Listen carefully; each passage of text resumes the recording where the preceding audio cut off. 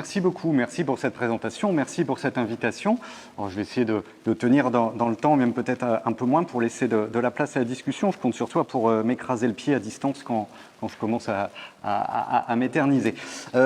Alors, je vais commencer peut-être d'abord par m'excuser parce que je risque de vous décevoir sur pas mal de points. D'abord parce que je ne suis pas complètement spécialiste de l'absentéisme et je ne suis pas spécialiste non plus des coûts de l'absentéisme. Donc les chiffrer et en donner une valeur, vous donner le chiffre des coûts de l'absentéisme, c'est raté, je n'y arriverai pas. J'en suis totalement incapable. Je ne sais pas d'ailleurs si quelqu'un pourrait en être capable par ailleurs. D'où par contre je parle et à partir de quelles interrogations je me suis posé les questions que l'on va essayer de discuter ici. C'est, comme l'a dit Jack, au départ, une réflexion sur des métiers particuliers qui sont ceux du nettoyage, qu'on retrouve, on a à peu près toutes les activités ou presque. J'y reviendrai tout à l'heure à la fin de mon intervention. Et dans ces activités de nettoyage, souvent, beaucoup de collectivités ou beaucoup d'entreprises se posent une question, c'est celle de comment je m'en débarrasse. Et comment je m'en débarrasse, c'est comment je l'externalise, comment je refile le bébé à quelqu'un d'autre, pour le dire rapidement. Et derrière cette question de l'externalisation, on se pose la question, mais pourquoi les collectivités, les entreprises externalisent cette activité ? La réponse elle est évidente parce que ça coûte moins cher de l'externaliser, sauf que c'est une réponse évidemment qui ne fonctionne pas. Ça coûte plus cher le plus souvent de faire que de faire soi-même. Le coût direct de l'activité est évidemment plus coûteux quand c'est externalisé que quand c'est avec nos propres salariés. Ça, c'est de l'ordre de l'évidence ou presque. Sauf qu'évidemment, il n'y a pas que des coûts directs, il y a autre chose. Et la deuxième réponse qui vient du coup quand on interroge les direction générale des services ou autres sur l'origine de l'externalisation, c'est justement de dire oui, mais le coût direct, d'accord, mais l'absentéisme, ces salariés sont extrêmement absents, c'est des pourcentages parfois qui s'envolent. J'ai le souvenir, il n'y a pas très longtemps, d'être tombé sur une collectivité qui m'annonçait du 70% d'absentéisme sur un service donné. Bon, évidemment, il y avait une petite erreur de l'Institut qui avait fait les calculs. Ça revient aux questions de statistiques qu'a évoqué Guillaume tout à l'heure. Mais bon, voilà, c'est cette question. Les salariés sont très absents, donc c'est très coûteux. Donc je vais trouver quelqu'un qui va s'en charger mieux que moi ou qui va s'en charger pour moins cher que moi. Donc ma porte d'entrée dans cette question, c'est une toute petite porte d'entrée. Et ma porte d'entrée dans toutes les questions, c'est toujours cette toute petite porte, c'est qui nettoie derrière nous. Voilà, c'est une question à la fois anecdotique et en même temps fondamentale, me semble-t-il. Et du coup, derrière la question de comment on gère cette activité, quel est le coût de l'absentéisme dans cette activité, ça ouvre la réflexion à ce qu'est plus globalement les coûts de ces comportements ou de ces situations d'absence plus ou moins élevées selon les services. Et donc je vais divulgacher, comme on dit, le seul petit peut-être point vraiment important pour moi dans cette intervention, ou intéressant dans cette intervention, c'est-à-dire qu'au-delà de la question de combien ça coûte, c'est à qui ça coûte. Et derrière cette question, très souvent, c'est comment se débarrasser ou refiler les coûts de l'absentéisme à quelqu'un d'autre. Et ce que disait avant Guillaume, notamment sur l'usage des chiffres, va se retrouver dans cette réflexion-là. Utiliser les chiffres, utiliser la statistique pour comprendre l'absentéisme. Le risque, c'est très souvent de l'utiliser non pas pour le réduire, mais pour savoir à qui je vais essayer de les redonner. Voilà, c'est un peu l'idée centrale de la chose. Alors pour revenir sur le thème vraiment qui m'a été demandé, mesurer l'absentéisme et ses coûts, la réponse en fait là pour le coup elle est simple. L'absentéisme ça coûte cher, ça coûte beaucoup, ça coûte probablement trop. Si mon temps est épuisé, je peux m'arrêter là. Voilà. Maintenant, trop à qui ? Alors, peut-être que je vais revenir dans 3 étapes plus une. La première étape, on va essayer de revenir sur les différents chiffres qui circulent et qu'est-ce que ces chiffres oublient ? C'est-à-dire, en gros, quelle est la décomposition ? Comme on a été soumis à une règle stricte mais intéressante qui est celle de pas de PowerPoint, je ne vais pas vous balancer 227 000 chiffres. On restera très léger là-dessus, mais plutôt réfléchir à quelles sont les grandes composantes de ce qui constitue le coût de l'absentéisme. Ça, c'est le premier point de mon intervention. Le deuxième point de mon intervention, c'est de revenir justement sur qui les supporte et essayer de décomposer non pas les types de coûts, mais à chaque fois ceux qui ont à les assumer d'une manière ou d'une autre. Peut-être qu'on verra que souvent on n'en voit qu'une partie, on n'en voit qu'un acteur par rapport aux autres. Troisième point de mon intervention, c'est derrière cette vision-là, si on revient sur les différents coûts et les différentes personnes qui les supportent, c'est un moyen de revenir aussi sur les différentes origines de l'absentéisme. Guillaume en a déjà évoqué un certain nombre, ça me fera gagner du temps, mais ça nous permettra d'aller un cran au-delà en se demandant est-ce que tous ces coûts sont mauvais ? Pour le dire très très vite, est-ce que l'absentéisme, c'est pas comme le cholestérol? C'est clair que c'est pas bon d'en avoir beaucoup, mais il paraît qu'il y a du bon cholestérol aussi, donc peut-être que parfois, il y a des formes d'absence qui sont pas si négatives que ça, et que le zéro absence comme objectif est peut-être tout simplement un objectif dangereux, voire très mauvais. Et puis je terminerai, si Jacques me donne l'autorisation, sur un exemple, justement, cet exemple de l'externalisation de l'entretien des locaux et en quoi c'est souvent le moyen, une très mauvaise façon, une très mauvaise réponse à une question qui, pour le coup, par contre, est importante. Alors, premier point, les chiffres qui circulent, qu'est-ce qu'ils oublient, la mesure de l'absentéisme, etc. Tu en as donné des éléments, Guillaume, tout à l'heure. Sans rentrer dans 1001 détails, en gros, il y a un chiffre qui circule de manière à peu près stable, en quelque sorte. On tourne autour de 5%.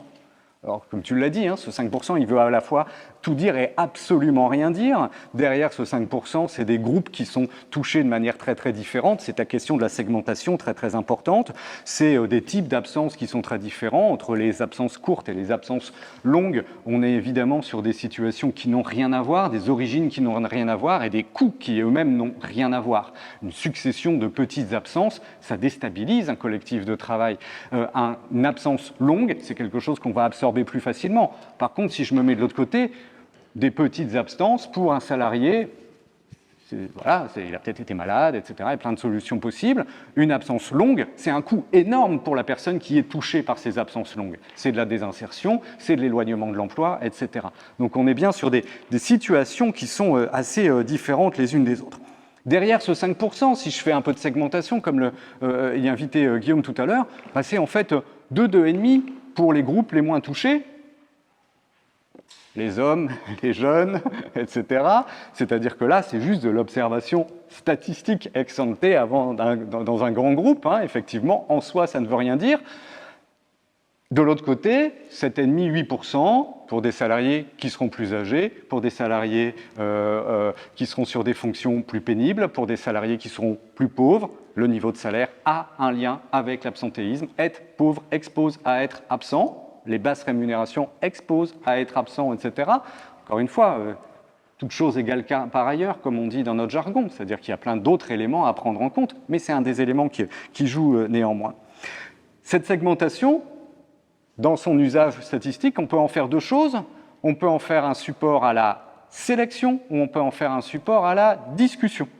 La discussion, c'est ce que tu évoquais tout à l'heure, le dialogue. À partir du moment où on a un diagnostic, ça peut nourrir une discussion, ça peut être remis dans son contexte, ça peut être réinterprété. De l'autre côté, c'est de la sélection. Et c'est l'usage qui en est fait souvent. Si je sais qui est potentiellement le plus à risque, je vais sélectionner derrière. Ça pose des problèmes juridiques évidents, de discrimination, mais ça pose des problèmes moraux, éthiques, qui sont là aussi extrêmement forts. Sauf que la question se pose derrière, à savoir que si l'objectif que l'on me donne, moi, en tant que RH, c'est un taux que je dois baisser, ça peut être un moyen d'aller chercher ceux dont je sais que, par avance, ils seront potentiellement moins absents pour toute une série de raisons. Je finis sur cette mesure de l'absentéisme pour bien aller dans le sens de Guillaume tout à l'heure, à savoir toujours remettre ces chiffres dans leur contexte. Avoir 4% ou 5% d'absentéisme dans une équipe jeune dans un bureau par rapport à 8, 9, 10% d'absentéisme dans une équipe d'agents d'entretien ou d'aide à domicile, je ne sais pas où est le plus gros problème. C'est-à-dire que je ne peux surtout pas dire que c'est dans le deuxième cas que j'ai un problème d'absentéisme par rapport au premier. Dans les deux cas, j'ai une situation qu'il faut que je décortique, qu'il faut que je discute, mais la situation de 7, 8, 9, 10% de taux d'absentéisme dans des métiers physiquement éprouvants et exposés à un certain nombre de situations. Tout à l'heure, il y avait une question sur la question des agents d'entretien et de restauration, avec une composante inhérente en quelque sorte, mais j'y reviendrai tout à l'heure, de sale boulot, qui fait qu'on a un absentéisme plus ou moins incompressible, forcément plus important. Derrière la mesure de l'absentéisme, ensuite, on a la mesure de ses coûts. Combien ça coûte ? Combien ça coûte? Alors, plutôt que de donner des chiffres, on va essayer de lister les éléments qui vont générer des coûts. Dans la littérature, de manière assez traditionnelle, le premier élément et le plus évident, c'est le coût du paiement des salariés absents. Alors là, on aura des situations qui peuvent être très variables.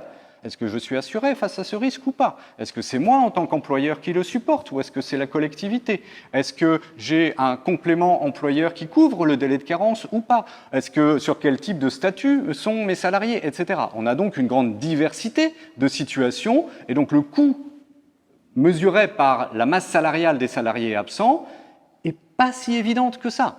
Il y a une diversité de situations qui dépendent à chaque fois du contexte, des règles juridiques et des modèles organisationnels derrière. Deuxième coût, le coût de paiement des salariés qui vont remplacer les salariés absents.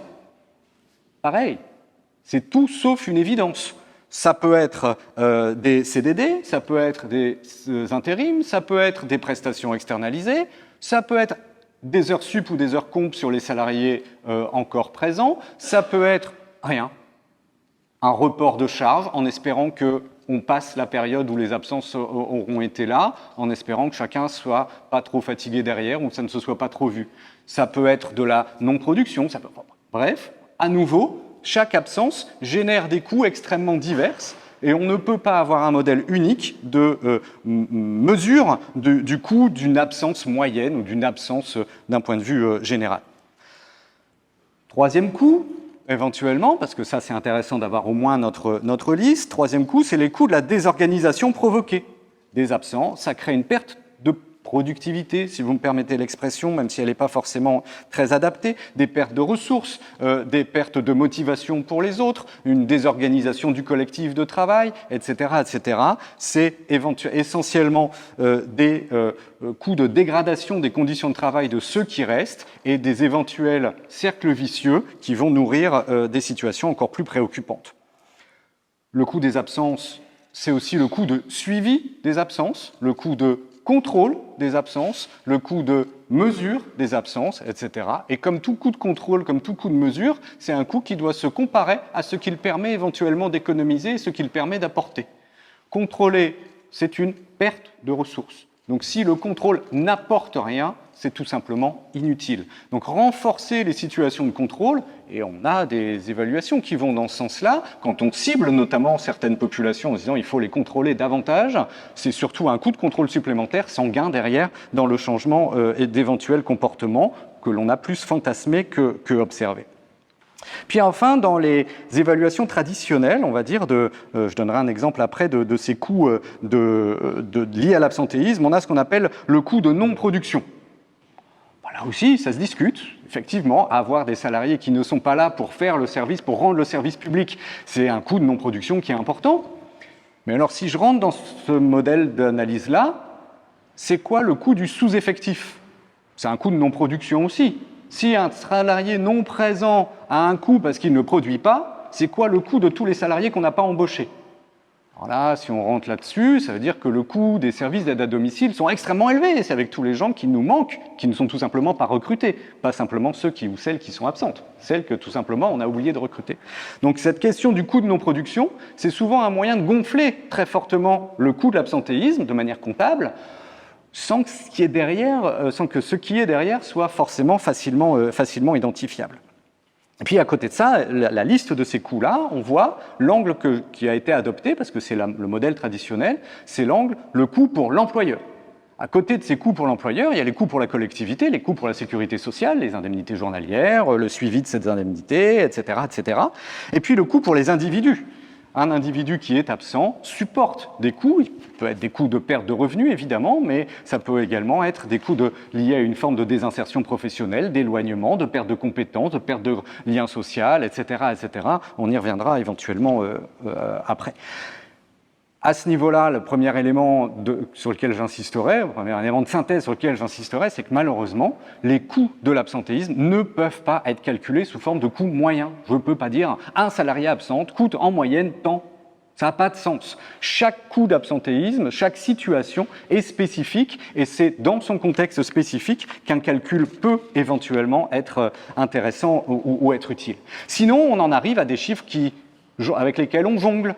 vous avez probablement vu dans la revue de presse que tu as faite, on aurait pu en mettre des morceaux relativement récemment. On est à 100 milliards d'absentéisme, etc., qui vont être donnés. Dans les 100 milliards d'absentéisme, qui est un chiffre qui parle bien parce que c'est un chiffre rond, vive les chiffres ronds, 70% dans l'étude qui a été produite là-dessus, qui est une étude de l'Institut Sapiens, Institut proche du patronat, dans cette étude, les 100 milliards d'euros en question, pour 70%, c'est des coûts de non-production.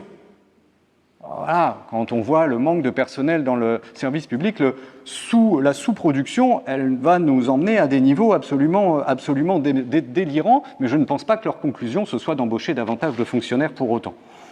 Loin de là. Les coûts directs de l'absentéisme, ce qui nous intéresse probablement de manière un peu plus fine ou un peu plus intéressante, on les estime, après je vous promets, j'arrête avec ces chiffres, on les estime avec toutes les limites que j'ai données avant, pour la fonction publique, 10 milliards d'euros, voilà, qui correspondent à 250 000 équivalents temps plein. Mais encore une fois, ce coût, c'est un manque à gagner pour une grosse partie, c'est des postes qui ne sont pas occupés alors qu'ils sont budgétés à un moment donné. Le point important ici également, c'est que si c'est difficile de chiffrer les coûts de l'absentéisme, on n'est ici que sur des coûts monétaires, et que derrière les coûts monétaires, d'autres coûts existent et qu'ils sont encore plus difficiles à circonvenir. L'absentéisme, ça génère d'abord aussi des manques de collègues, un manque de ressources pour travailler, ça génère donc des pénibilités, des souffrances, des absences qui reviennent en boucle de manière relativement élevée. Au final, qui évalue ces coûts de l'absentéisme? Peut-être que la question, elle se situe aussi à ce niveau-là. Si on pousse à donner des chiffres, qui utilise ces chiffres et qui a besoin de ces chiffres? La plupart du temps, c'est quand même les sociétés d'assurance ou les sociétés de prévoyance, de mutuelles complémentaires, etc. Effectivement, parce que c'est eux qui gèrent ces coûts, et que derrière ces coûts et derrière la gestion de l'absentéisme, il y a des marchés aussi qui sont potentiellement très importants. Gardons-le en tête, ça nous permet de garder un peu de distance avec certains de ces chiffres. Deuxième question importante, du coup, au-delà du montant, du volume, c'est les acteurs qui sont concernés. Et ça, c'est un point sur lequel je voudrais insister. On a bien systématiquement 3 acteurs concernés qui supportent une partie de cet absentéisme, du coût que ça représente. L'employeur, les salariés, les finances publiques, soit la sécurité sociale ou plus au-delà. Mais à chaque fois, on a des situations qui peuvent être plus ou moins spécifiques. Je vais prendre un exemple. Est-ce qu'un employeur de la propreté est triste quand son agent est malade? Ça dépend. Un salarié absent, c'est un salarié, 3 jours de délai de carence, non payé. Alors vous allez me dire, ouais, mais il y a peut-être subrogation, il y a machin. Non, pas dans la propreté. Ces trucs-là, c'est pour les gens qui sont avec des conventions collectives dignes de ce nom. Quand on est dans des secteurs sans dialogue social réel et sans couverture sociale, on a 3 jours de carence, et même au-delà par rapport à ce que paiera l'employeur de toute manière, 11 jours de délai de carence par rapport au complément employeur, et quand il accepte de le payer, ce qui n'est pas toujours le cas. Petite anecdote, une salariée un jour dans un site me dit « Ah ben non, dans le cas d'un accident du travail, il n'y a pas de complément d'employeur. » Pardon? Si, mon employeur me l'a dit, je vous assure. Oui, bon, voilà, il vous a arnaqué, ça arrive dans ce secteur-là un peu plus souvent que dans d'autres. Donc, conclusion, ça veut dire quoi? Ça veut dire que l'employeur qui a un salarié absent n'a pas à le payer, mais par contre, son client, conseil départemental, une mairie, etc. Est-ce que lui va payer pour la prestation non faite? Souvent, oui. Parce que qui sait qu'il est là ou pas là à 6 heures du matin? Personne. Qui sait que le travail a été fait ou pas fait? De toute façon, on a tellement réduit les volumes qu'on ne voit plus forcément la différence entre quand c'est fait et quand c'est pas fait. Le travail, normalement, ça se voit, je suis d'accord avec toi, dans 95% des cas. Dans la propreté, parfois, c'est compliqué. Ça se voit quand c'est pas fait, mais le travail lui-même, on ne le voit pas. Et donc voilà, dans un certain nombre de cas, l'absentéisme n'est pas un coût pour l'employeur, c'est un gain. Temporaire souvent, mais c'est un gain qui peut parfois ne pas être complètement négligeable. Le coût pour les salariés, ensuite, c'est quoi? C'est des pertes de salaire qui peuvent être plus ou moins élevées. La subrogation, pour vous donner une idée, c'est 35% des salariés qui sont réellement concernés. Donc c'est 65% qui ne le sont pas. Évidemment, on est à 95% des cadres qui sont concernés et une proportion très faible d'ouvriers et d'employés non qualifiés qui le sont. L'absentéisme, c'est une autre idée importante pour moi ici, c'est que l'absentéisme, c'est super inégalitaire et c'est l'enjeu et le support de très nombreuses inégalités. qui sont en cascade et se répercutent les uns sur les autres. Les volumes les salaires compensés, y compris dans la fonction publique et dans la fonction publique territoriale, vont être eux-mêmes différents selon que l'on sera agent technique ou à une fonction plus élevée de cadre A, par exemple. Lorsqu'une partie de la rémunération dépend de primes spécifiques, de primes d'activité, ou qu'elle dépend d'heures complémentaires ou d'heures supplémentaires, une absence, ça se paye cash directement sur la fiche de paie du mois, contrairement à d'autres situations. Et puis, troisième acteur qui paye une partie de ces absences, c'est la sécurité sociale et les finances publiques, avec une très grande difficulté de gérer également cette situation. On estime la Cour des comptes estime à plus de 10% les erreurs d'indemnisation, tantôt en faveur du salarié, tantôt en sa défaveur. Donc avec des situations qui peuvent parfois être très, très compliquées. Je redonnerai un exemple tout à l'heure. Ces jeux d'acteurs entre nos trois acteurs principaux, collectivité, employeur, salarié, c'est un petit peu parfois un jeu de bonneteau. Comment refiler à l'autre une partie du coût que je peux avoir ? En ce sens, la troisième question que je poserai, c'est est-ce qu'il faut du coup réduire de manière systématique les absences ? Est-ce que c'est toujours un problème ? Est-ce que l'objectif de zéro absence, par exemple, pourrait être un objectif possible ? On a plein de choses, donc pourquoi pas zéro absence ? Eh bien, encore une fois, tout dépend des causes de celles-ci. Alors, il y a des choses qui sont très connues, Guillaume l'a évoqué tout à l'heure, je vais regagner un peu de temps là-dessus.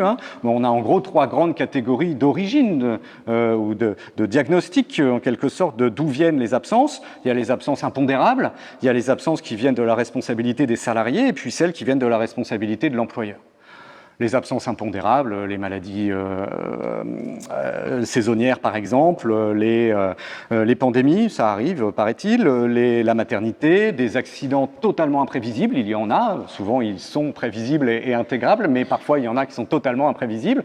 Bon voilà, ça c'est une partie des absences sur lesquelles la marge de manœuvre est extrêmement réduite, extrêmement limitée. Par contre, ces absences, elles peuvent quand même être plus ou moins importantes selon certaines caractéristiques. Là, je me permettrai juste d'imaginer et de faire référence à des travaux du CET sur l'impact de la réforme des retraites sur les absences maladie que l'on ne manquera pas d'avoir. Encore une fois, Guillaume a raison, l'âge en tant que tel n'est pas à prendre comme ça, mais toute chose égale par ailleurs, passé 55 ans, le niveau d'absence augmente. C'est vrai que c'est plus lié à l'ancienneté qu'à l'âge lui-même, etc. On est bien d'accord, mais néanmoins, ça s'observe. Et donc la réforme des retraites aura une répercussion, au moins 20 ou 30% du gain financier escompté va être perdu et refilé. Ce que je disais tout à l'heure, petit jeu de bonneteau, la caisse retraite refile à la caisse maladie une partie de la patate chaude. De la même manière, ces impondérables peuvent aussi poser un problème, c'est celui de la sélection. Voilà, je sélectionnerai des salariés dont je sais qu'ils pourront être moins exposés. Mais ce n'est pas ça, évidemment, qui nous intéresse le plus. On a ensuite la deuxième cause la plus souvent mise en avant, c'est celle de la responsabilité des salariés. Si vous êtes poli, vous parlez d'aléa moral. Si vous l'êtes moins, vous parlez de flemme. Mais en gros, ça veut dire la même chose, c'est juste du jargon scientifique d'un côté et pas de l'autre. C'est aussi parfois des pratiques à risque, c'est-à-dire que mettre des salariés dans des situations telles qu'ils sont amenés à avoir des pratiques à risque, c'est aussi un comportement qui peut être parfois observable. C'est cette catégorie-là d'origine de l'absentéisme qui va justifier toute une série d'incitations sur les comportements. On va rajouter une journée, 2 journées, 3 journées de carence, on va diminuer les taux d'indemnisation, etc., en espérant que les salariés décident d'être moins absents en fonction de ça. La littérature française et internationale là-dessus, scientifique, est extrêmement consensuelle et complètement convergente. Les comportements des salariés jouent un rôle très faible. Et si on repère quelque chose, c'est à la rigueur un léger... sur le comportement des salariés peut très légèrement jouer sur le nombre d'absences, mais inversement sur la durée de ces absences. C'est-à-dire qu'au final, globalement, ça ne joue absolument pas. Au mieux, on favorise une réduction des absences de courte durée pour mieux augmenter les absences de longue durée derrière. Alors, ces stratégies sont d'autant plus problématiques qu'elles génèrent des inconvénients majeurs. D'abord, des effets secondaires du présentéisme. Je pense que c'est important de rappeler cette notion-là aussi aujourd'hui dans un colloque comme celui-là. L'absentéisme, ça a un coût, le présentéisme, ça a un coût. C'est-à-dire être là quand on est malade, c'est coûteux. C'est des risques de contagion, c'est des pertes de productivité, c'est des risques pour les usagers, clients, etc. également, c'est des risques pour le salarié d'accident du travail de manière bien plus importante, etc. etc. Donc, être malade, c'est pas bien, mais être malade et aller au boulot, c'est pas mieux, pour le dire de manière un peu rapide. Et puis, l'autre inconvénient de ces mécanismes qui reposent sur l'incitation à avoir de bons comportements, entre guillemets, c'est que ça a des effets secondaires sur les comportements des salariés. Calculer quelqu'un, c'est le rendre calculateur. Et là aussi, c'est relativement accepté et bien stabilisé dans la littérature. Si je mets quelqu'un en position d'être considéré comme potentiel tricheur, il a beaucoup plus de chances de tricher et de se mettre à envisager de tricher que si on lui fait confiance. Et donc les coûts de contrôle, je ne dis pas qu'ils sont toujours et dans tous les cas totalement inutiles, mais sont souvent bien plus contre-productifs que productifs en eux-mêmes. La relation d'emploi relève très souvent d'un échange qui n'est pas purement instrumental. On n'est pas dans je vais essayer de tirer au flanc le plus possible. Il n'y a que les économistes qui croient ça. Et voilà, c'est une pathologie dans laquelle je suis tombé, je vais essayer de me soigner, et normalement on y arrive au bout d'un moment. En dehors des économistes, on sait que ce n'est pas comme ça. Du coup, la troisième cause de l'absentéisme, c'est celles qui sont liées aux conditions de travail, et c'est évidemment celle qui est la plus importante, c'est aux conditions de travail, aux charges de travail, au mode de management. Ça a été dit tout à l'heure de manière extrêmement précise et claire, donc je ne reviens pas directement là-dessus, en insistant juste par rapport à ce qui a été dit sur un point complémentaire, qui est la charge de travail. Et derrière la charge de travail, les effectifs que l'on a. Qu'est-ce que l'on calcule quand on calcule un taux d'absentéisme ? Qu'est-ce que l'on regarde quand on a des salariés absents ? C'est par rapport à une charge de travail donnée. Peut-être qu'on a mal mesuré cette charge de travail. Cette charge de travail parce que l'encadrement ne la connaît pas, ne l'a jamais pratiquée elle-même, etc. Parce que cette charge de travail, on l'a avec un regard très théorique. Était évoquée tout à l'heure une question sur le personnel d'entretien et de restauration. Porter une table, c'est une charge lourde. On a beau discuter dessus, on n'arrive pas à réduire le poids de la table. Alors parfois, si, on peut quand même trouver des moyens de réduire le poids et de l'organiser différemment, mais il y a quand même des problèmes derrière. Ça veut dire quoi ? Ça veut dire que la mesure de la charge de travail, ça ne peut pas être je porte des tables pendant 35 heures. Ça ne peut pas être je nettoie pendant 35 heures. Ça ne peut pas être je suis aide à domicile, 35 heures d'intervention chez quelqu'un. Je pense que dans la salle, il y a pas mal de gens qui viennent des conseils départementaux. Bon, probablement plutôt sur des fonctions RH, etc. S'il y a une pause café, vous croisez vos collègues qui gèrent l'APA et la tarification de l'aide à domicile. Dites-leur que s'ils veulent avoir des heures de réunion, des heures de dialogue, il faut que ce soit dans la tarification. Si je tarifie l'heure faite et que je rembourse les structures associatives ou autres à l'heure prestée chez une personne et que je calcule les coûts de production sur cette base-là, il n'y a pas d'espace à aucun moment pour discuter ou pour réduire le rythme de travail. J'ai tendance à donner un chiffre dans ces cas-là. Dans l'aide à domicile, on travaille 26 heures en moyenne. 26 heures, c'est un temps plein. Pourquoi ? Parce que les 8 autres heures sont censées être dédiées à la discussion du travail et des cas des patients, à l'organisation, au repos, à la récupération, etc. etc. Donc derrière l'absentéisme, c'est une question de charge du travail qui est extrêmement important. Je finis. 2 minutes ? Ça marche ? Sur un exemple, l'exemple de l'externalisation des locaux, je vous ai dit, c'est un point qui me tient particulièrement à cœur, en fait, un peu beaucoup même. Dès qu'on est dans des collectivités qui accueillent du public, ça va être en gros 10% des effectifs, mais c'est pas aberrant, si vous regardez votre propre temps de vie éveillé, vous passez à nettoyer 3 à 6% de votre temps. 3% si vous êtes un homme, 6% si vous êtes une femme, mais bon, en gros, c'est 5% du temps de vie éveillé qui est nécessaire à ce que nos espaces de vie se reproduisent. C'est vrai pour les espaces publics, évidemment aussi, donc c'est pas un surcoût que d'avoir ces effectifs-là, c'est juste nécessaire pour qu'on puisse profiter d'espaces dans de bonnes conditions. 3 toutes petites questions là-dessus, autour de cette question-là. Quand je décide d'externaliser, de rebalancer le bébé à un prestataire extérieur ou sous-traitant. 1. Est-ce que les agents d'entretien sont plus absents que les autres salariés ? Non. Alors, si, oui, mais uniquement compte tenu de leurs caractéristiques. C'est-à-dire que là, la statistique et la segmentation, elle a de l'intérêt. Si on raisonne toutes choses égales par ailleurs, bah non, ils ne sont pas plus absents. Ils sont effectivement moins souvent là parce qu'ils sont plus âgés, en état de santé dégradé, avec des salaires faibles et avec une pénibilité du travail élevée. Donc c'est le travail qui crée ça, c'est pas leur comportement de flemmard. 2, les agents d'entretien en interne, quand je les ai chez moi, notamment quand ce sont des flemmards des agents contractuels ou des agents publics, est-ce qu'ils sont plus absents que des salariés du privé ultra productifs etc. Bah non. Quand on regarde les données statistiques nationales, au contraire, les agents externalisés sont en moyenne plus absents que les agents internes. Et pour une raison très très simple, leurs conditions de travail sont pires. Donc ils ne peuvent pas être moins absents, ils le sont tout autant, et même un peu plus, puisque leur rythme, leur cadence sont un peu plus élevés. Et puis, alors par contre, ils sont moins visibles. Encore une fois, ils sont décalés en termes d'horaire et ils n'ont pas d'encadrement. Là aussi, la question de l'encadrement qui est essentielle. Et puis, troisième et petite question là-dessus, cet absentéisme en externe est-il moins coûteux? Il n'y en a pas moins, mais est-ce que ça me coûte moins cher? Oui, mais alors ça dépend pour qui, pour le coup. Le coût est d'abord et avant tout reporté, il n'est pas diminué, il est reporté sur d'autres. Il est d'abord reporté sur le sous-traitant, sous l'entreprise prestataire, qui discrètement va me le remettre. Quand je dis va me le remettre, c'est-à-dire il ne va pas remplacer les absents. C'est-à-dire que je pense avoir fait des économies en payant très peu cher, rien du tout. Un jour, dans un entretien, c'est ce qu'une DRH d'une grosse collectivité m'a dit, tel quel. À la force de réfléchir, elle me dit « C'est vrai qu'on paye vraiment pas cher, mais je me rends compte que c'est pour rien du tout. » Bon, voilà. Dans les coûts, dans la question des coûts, ça a un enjeu, évidemment. Le coût aussi de cet absentéisme, quand c'est reporté sur le prestataire, est rebalancé sur les salariés, avec des très grosses difficultés pour eux. Et là, juste donner l'histoire d'une personne pour donner un peu de concret à la chose.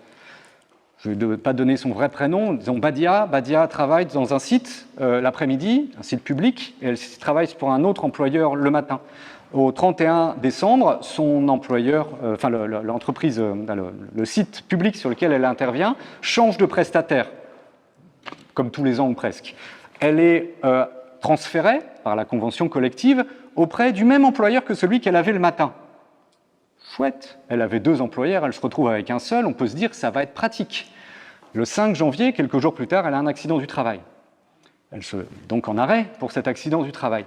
4 mois plus tard, elle n'était indemnisée que sur la base de son premier contrat du matin, c'est-à-dire 2 heures par jour, 10 heures par semaine, et elle n'a obtenu que très récemment, il y a quelques jours, la contrepartie, les indemnités journalières qui correspondaient à l'intégralité de son contrat de travail. Et ça a été un combat administratif titanesque pour y arriver. Elle ne parle pas super bien français par ailleurs. Si personne ne l'avait accompagnée, jamais elle n'aurait obtenu ces choses-là. Donc effectivement, c'est une économie quand on transfère à ce genre de société, puisque tout simplement, on ne paie pas aux gens qui devraient recevoir certaines choses, ce qu'ils doivent recevoir. Mais par contre, c'est derrière une désinsertion professionnelle qui aurait été inévitable pour elle si on n'avait pas trouvé au final une solution. Désolé d'avoir explosé mon temps et j'espère ne pas avoir été trop confus. Et je vous remercie.